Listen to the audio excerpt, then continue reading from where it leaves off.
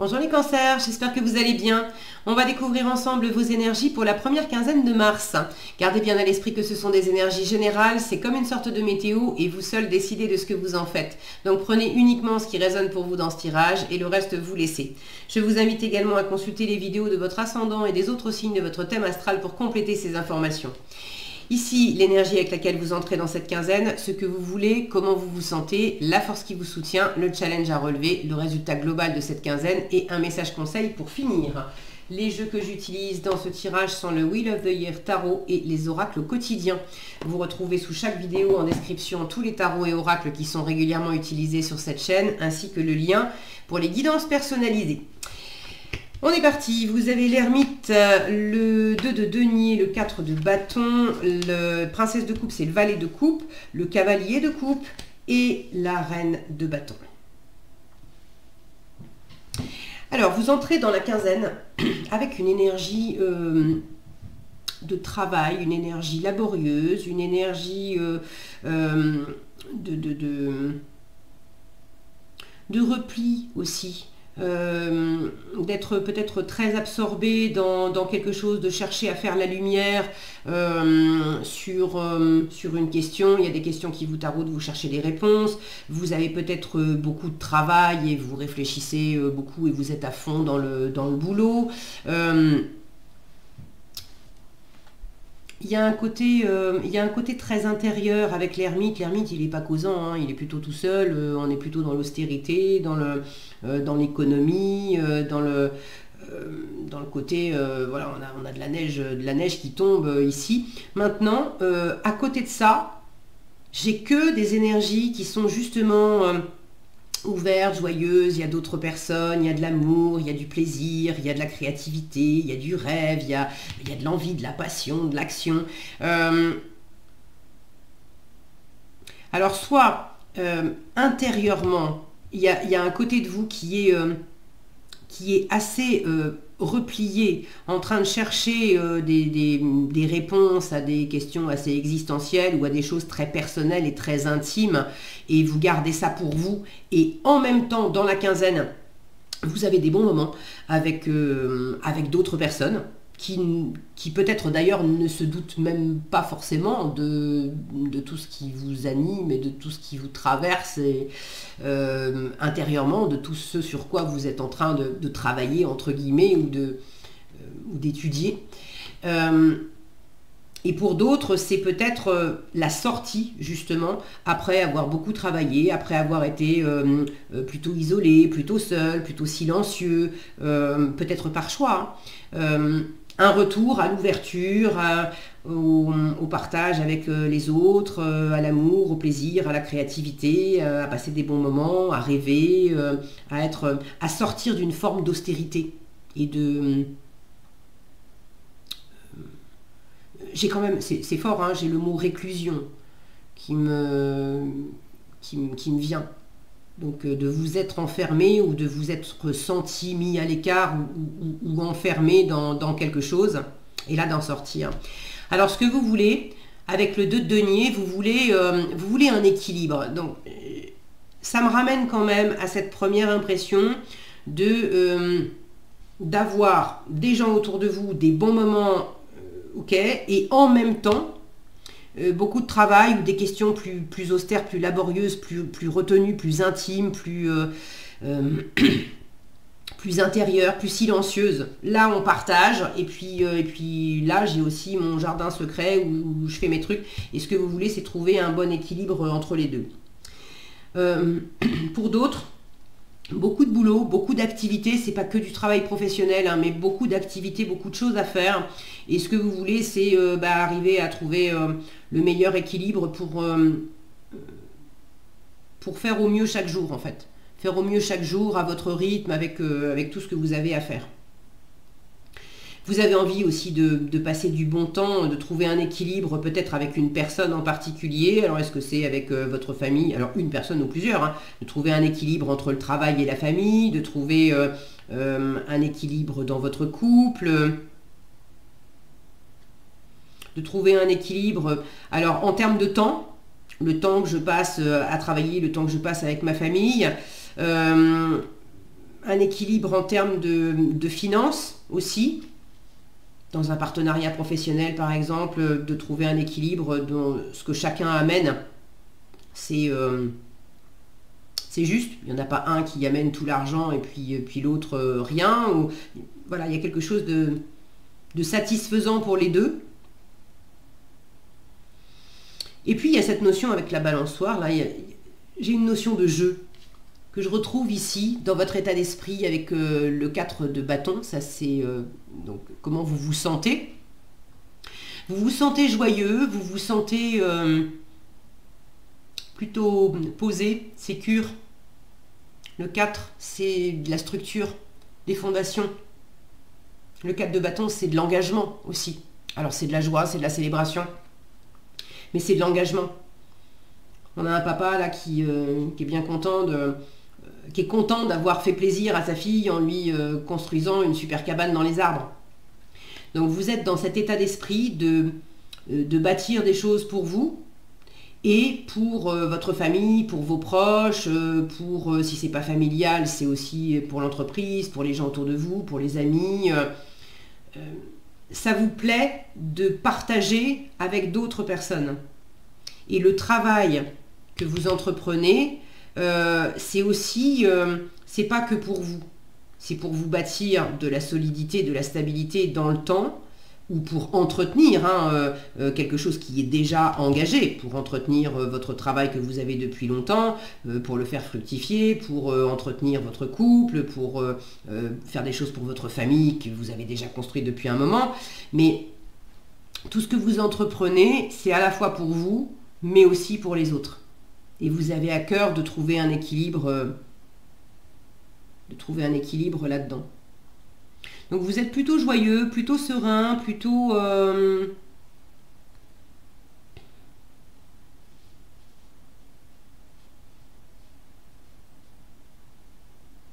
En fait, j'ai cette notion de solitude avec l'ermite, mais dans votre état d'esprit, vous ne vous sentez pas seul. Vous avez beaucoup de plaisir, à passer du temps avec des gens que vous aimez. Et à être dans des situations, il y a forcément des gens qui vont avec, à être dans des situations que vous avez choisies, dans lesquelles vous vous êtes engagé, pour lesquelles vous avez un intérêt personnel, vous avez du plaisir, ça vous correspond et vous avez à cœur de développer ça. Alors le cœur, j'en ai en force comme en challenge. Je vous montre les deux en même temps. J'ai la princesse de coupe en force, c'est-à-dire le valet de coupe, et le grand frère, le cavalier de coupe en challenge. Alors, la petite nuance que j'ai entre les deux, le cavalier de coupe, pas très bien aspecté, ça va être le côté parler, faire des promesses, mais des promesses qu'on ne va pas forcément tenir. Et on n'est pas en train de faire des promesses... en se disant bah, je m'en fous, je te dis ça pour te faire plaisir, mais je sais très bien que je vais pas tenir ma promesse. C'est pas ça. On est en train de vous dire attention à pas t'avancer sur des choses. Par exemple, n'allez pas promettre à votre fille, à votre enfant de lui construire une cabane dans les arbres si vous savez que vous êtes juste une calamité en bricolage, quoi. Vous êtes, voilà, c'est pas dans vos cordes, vous n'allez pas le faire, vous n'avez pas le temps, vous n'avez pas les finances, vous n'avez pas... mais dans votre cœur, vous avez envie de vous avancer à faire ce style de promesse parce que ça provoque tellement de joie sur le moment où... que du coup, ça vous fait plaisir. Ça vous fait plaisir de faire plaisir. Mais le truc, c'est que si vous avancez des choses que vous n'allez pas tenir dans la matière derrière, passez le plaisir premier d'entendre la promesse. Si vous ne tenez pas la promesse, vous allez créer un déplaisir qui va être plus grand que le plaisir de départ. Donc attention à ce phénomène-là, de ne pas faire des promesses en l'air. Attention également, alors ça peut être vous, de pas dire des choses, de ne pas parler trop vite, de ne pas vous engager trop vite dans certains trucs que vous n'allez pas tenir. Mieux vaut ne rien dire ou dire peut-être on verra, mais pour l'instant, voilà. De dire clairement aussi, hein, Je préfère ne pas m'avancer là-dessus parce que j'ai pas envie de te décevoir. Et pour l'instant, très honnêtement, je ne suis pas capable d'affirmer à 100% que je pourrais faire ça ou aller au bout de tel truc. C'est beaucoup plus sain et serein à vivre pour tout le monde en fait. Donc attention à ça. Ça peut être également quelqu'un dans votre entourage qui pourrait se comporter comme ça aussi. De vous faire des belles promesses et des belles tirades, voilà, mais c'est parole, parole, parole, mais bon, les actes suivent pas forcément. Donc attention à ça. Maintenant, en force, vous avez ce valet de coupe qui vous invite à être dans le plaisir, dans l'amour, dans la créativité, dans la rêverie. Donc autorisez-vous à rêver. Après, il ne s'agit pas de partir non plus sur un tapis volant où on est barré tellement haut dans les rêves qu'on perd pied avec la rivalité. C'est marrant, je voulais dire réalité et j'ai prononcé rivalité. Bon. Est-ce qu'il y a une question de rivalité en vous-même? Est-ce qu'il y a un équilibre à trouver entre deux parts de vous qui s'opposent? Est-ce qu'il y a une forme de rivalité à l'extérieur? Bon. Ok. Donc je disais, c'est pas le coup de partir sur le phénomène tapis volant trop haut, mais de s'autoriser quand même à rêver, parce que c'est notre principe créateur. Si on suit pas le plaisir et cette créativité de cœur, en fait, on matérialise rien. Alors de la matérialisation, de l'action, j'en ai avec cette reine de bâton en résultat. Donc ça m'indique quand même que en résultat, j'ai du leadership, j'ai de la confiance, j'ai du passage à l'action, j'ai de la détermination, j'ai de l'engouement pour parler, pour fédérer, pour proposer des projets, pour aller de l'avant, pour mettre en action, pour mettre en branle certains mécanismes, certaines choses avec d'autres personnes. Pour certains, il y a quelque chose d'amoureux ou on est dans la séduction. Alors ceux qui ne sont pas en couple depuis longtemps, il peut y avoir une rencontre, on sort d'une période de célibat et puis on est dans l'état d'esprit de fonder un couple, une famille, voilà, on a envie de trouver le bon équilibre et en force, il y a un coup de cœur pour quelqu'un. Et en challenge, le challenge, c'est pas qu'on rêve trop haut, c'est que c'est la déclaration d'amour. C'est que le fait de dire ce que vous avez sur le cœur, de dire que vous avez un coup de cœur pour cette personne, ou d'accueillir que cette personne vous dit bah, « tu me plais beaucoup, je t'aime, j'aimerais qu'on aille plus loin ensemble », ça fait longtemps que vous étiez renfermé dans votre célibat ou dans vos habitudes et là il y a quelque chose qui vient vous challenger parce que bah, ça vous sort de votre zone de confort. À la fois ça fait très plaisir, mais en même temps est-ce que voilà, je ne sais pas sur quel pied danser non plus. Et ce que vous voulez pour ceux qui sont dans cette situation là, c'est prendre les choses au jour le jour. J'ai pas envie de m'engager. Alors oui et non, il y a une part de moi, vous êtes dans l'état d'esprit vous êtes très famille, vous les cancers, donc évidemment, vous êtes dans cet état d'esprit de plaisir, de construction, ok. Mais maintenant, qu'est-ce que je veux? Je veux au jour le jour, juste pour aujourd'hui, comment je peux trouver l'équilibre dans cette relation, et puis on voit au mieux comment c'est équilibré pour les deux, comment on s'amuse, qu'est-ce que concrètement on apporte, et on prend un jour après l'autre et on voit où ça mène.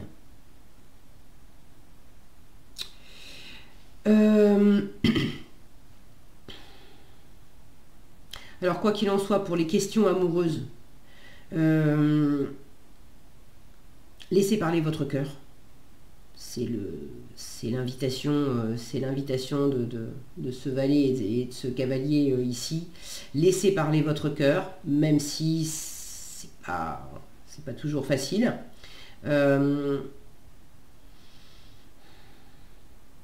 Ça peut être un peu le même schéma pour des gens qui sont en couple depuis un moment. Alors là, il ne s'agira pas de choisir de s'engager ou pas, puisque vous l'êtes déjà.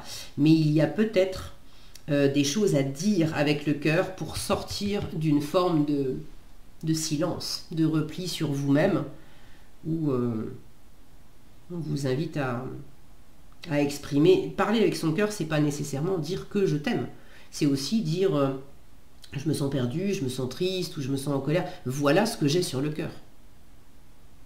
Et je le partage, autant dans ce qui peut me peser ou dans les réponses que je cherche, autant dans ce qui m'anime, dans ce qui me fait plaisir, dans mes aspirations, dans mes envies. Et partout où vous pouvez avoir de la créativité, alors ça peut être à travers les arts, dessiner, peindre, sculpter, faire du théâtre, ou de la déco, ou du jardinage, ou de la cuisine, ou peu importe, mais quelque chose qui est où pour vous, il y a le fait de créer, il y a le fait d'inventer, il y a le fait de laisser libre cours à vos envies, et puis de faire quelque chose qui vous anime, symboliquement, de vous laisser aller à exercer votre art, en fait. Et bien faites-le, ça vous fera du bien. La nouveauté vous sert aussi. Les vallées, c'est le début de quelque chose. Alors est-ce que c'est une nouvelle personne, nouveau projet, nouvelle activité, nouvelle envie? Suivez ça. Et ça peut être aussi un renouveau au sein d'une situation existante ou une nouvelle façon de s'exprimer, une nouvelle façon de vivre les choses. Un renouveau dans le cœur, là où on était stressé, inquiet, on ne savait pas comment prendre les choses, où on réfléchissait beaucoup. Tout à coup, il y a une nouvelle ouverture, une nouvelle chaleur, une nouvelle aisance dans le cœur. Suivez ce courant-là. En résultat, elle nous parle de séduction, cette reine de bâton. Donc ceux qui sont dans un cadre amoureux ou même de plaisir, il y a le côté je séduis, j'ai du charisme, ça peut être une personne aussi autour de vous qui est séduisante et charismatique. En tout cas, il y a cette séduction, ce dynamisme, cette passion, cette envie, cette présence, cette joie. Regardez ce large sourire. Donc il y a quelque chose, c'est super sympa, hein, vous passez de ça à l'entrée de la quinzaine à ça. Donc là, on s'extériorise, on agit, il y a un rythme aussi. Ça, c'est super lent, ça, c'est plus rapide. Donc il y a quelque chose qui s'anime, qui se réanime, qui prend vie, qui démarre, ouais, c'est agréable, très agréable. Donc allez-y, hein, suivez vos envies avec la reine de bâton, prenez les devants. Et puis si c'est pas vous, si c'est une autre personne, il y a quelqu'un qui vous inspire, qui vous galvanise, qui vous donne envie de bouger. Donc suivez cet élan également. Le conseil, cette situation reflète votre réalité. Ce que vous croyez vivre est le reflet de vos pensées, de vos perceptions et de vos croyances. Il s'agit de votre réalité. Vous êtes convaincu d'avoir raison et vous voulez le faire savoir aux autres. Or, chaque personne a une façon différente de voir les choses qui est son propre point de vue. Échangez avec calme vos opinions avec autrui, vous trouverez un terrain d'entente. Donc on s'exprime avec le cœur. Chaleur, bienveillance et ouverture. Et calme. Voilà ce que j'avais pour vous, les cancers. J'espère que cette vidéo vous sera utile. Si elle vous a plu, je vous invite à la liker, la partager, la commenter. Et pour être averti quand je publie de nouvelles vidéos, il suffit de vous abonner et d'activer la cloche des notifications. Prenez bien soin de vous, passez une excellente quinzaine et je vous dis à bientôt dans un prochain tirage.